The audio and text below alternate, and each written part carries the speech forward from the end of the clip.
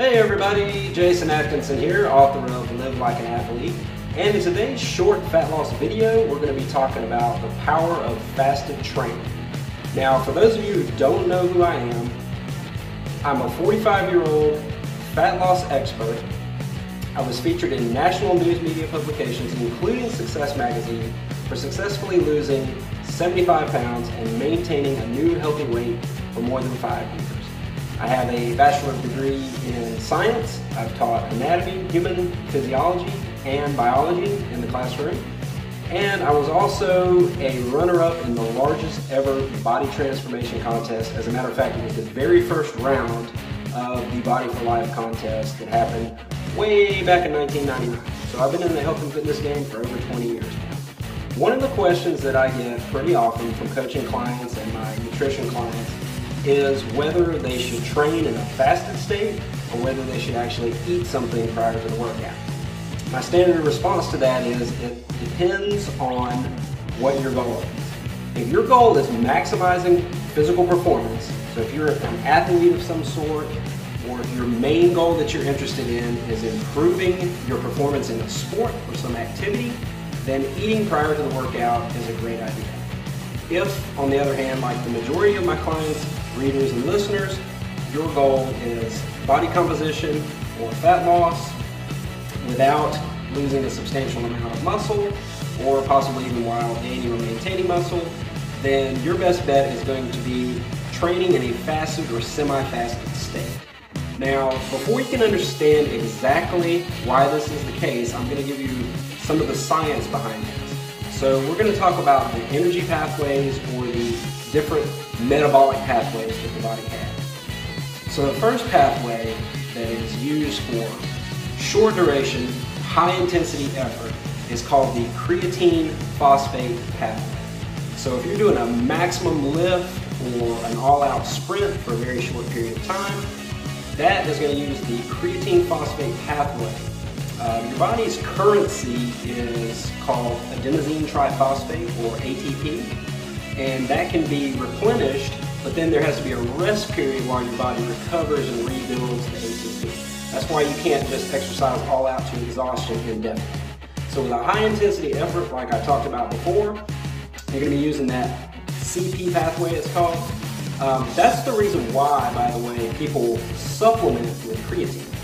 So creatine in its different forms, like monohydrate or hydrochloride, for example, goes into the muscle cells and allows someone to replenish ATP more efficiently so that they can train harder, and that will translate into more muscle gains. So creatine is very popular for performance with athletes of all types, strength athletes and endurance athletes, for that reason.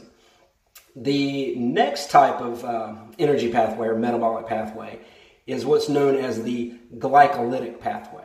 So this is the one that most of us are familiar with. If you're doing a 30 to 45 minute workout, you're sustaining a kind of a submaximal effort for more than about 2 minutes at a time, you're going to be doing some aerobic type activity versus creatine phosphate, which is anaerobic. So aerobic type activity uses oxygen, and like I said, it's duration of about 2 minutes or more. It's something you can sustain for more than 2 minutes. So it's moderate intensity exercise, which most of us are familiar with. 30-minute class or weight training or cardio session would fall into that category. And then the last pathway is called the oxidative pathway. That one uses primarily fat to fuel the workout. So the second one that I talk about, the glycolytic, uses primarily glucose. So given those parameters, people might wonder, why isn't it a good idea to eat prior to a workout? Well, when you don't eat for several hours before a workout, or specifically carbohydrate or glucose prior to a workout, your body has to tap into fat stores more readily. When insulin levels are low, when you don't eat carbohydrates, your body can tap into the fat stores. And at the same time, it's almost impossible to perform those type of activities without utilizing glucose or carbohydrate. Even if you're following a low carb, even a ketogenic diet, you're still going to be using glucose or carbohydrate to fuel the activity to some extent. So what that does for you is it actually depletes the glycogen levels. It lowers the glycogen levels during the workout.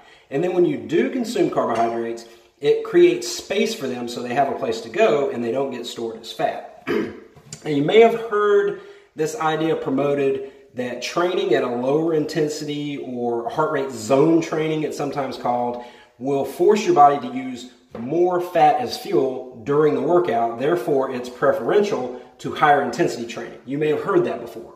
That's actually false. It's better to train at a higher intensity level, even though you're using more carbohydrate and less fat to fuel the activity, because during the recovery period, your body is then going to be burning more fat for fuel throughout the day. And as I indicated before, you have a place to store the glucose and the carbohydrates. So one of the major problems with people who are overweight or obese is linked to what is known as insulin resistance. So muscle cells get resistant to insulin. Insulin comes knocking, but the cells won't let it in. They can't hear the signal. That happens over a long period of time with prolonged, excessive amounts of carbohydrate intake too frequently, and the wrong types of carbohydrates too frequently. So I don't want you to get the impression that all carbohydrates are bad. They have their place in context. If you listen to my last video, I talked about how cycling carbohydrates is a great strategy for weight loss. But the cells can become resistant to the insulin so that the muscle cells cannot use the glucose effectively. So when that happens, fat cells actually remain sensitive to insulin for a much longer period, even after muscle cells lose their sensitivity. So you can continue to store those excess carbohydrates in the adipose tissue or the body fat long after the muscles lose their ability to use it. So one of the keys to improving your body's ability to use glucose or carbohydrate is to deplete the glycogen like we talked about on a regular basis, and that can be accelerated through training in a fasted or semi-fasted state. So what I do, for example, is I have my last meal of the day around 8 or 9 p.m. I'll wake up the following morning around 5 or 6 a.m., have my workout around 7:30 or 8, and by 9 a.m., I've gone already 12 hours without having a meal. Now, certain days of the week, I'll go ahead and stretch that 12-hour fast out an additional 8 hours for a total of 20 hours with no food intake, no calories, no glucose, no carbs, no nothing. And then have my first meal of the day around 5 or 6 p.m. So on alternating days, though, which for me are going to be Friday, Saturday, and on Tuesday, actually we'll have carbohydrates about an hour after the workout. So at that point, the muscle cells are ready to uptake that glucose and turn it into muscle. Contrast that to a prolonged low carbohydrate or ketogenic state. What actually happens when you severely restrict carbohydrate intake for a prolonged period of time? When you decide, hey, I'm going on a ketogenic diet, I'm never going to eat carbs again, hardly 20 grams a day for the rest of my life. What ends up happening is the muscle cells initially are going to become more sensitive to glucose, but then once they catch on to the fact that there is no glucose in the bloodstream, the brain has to have glucose to run.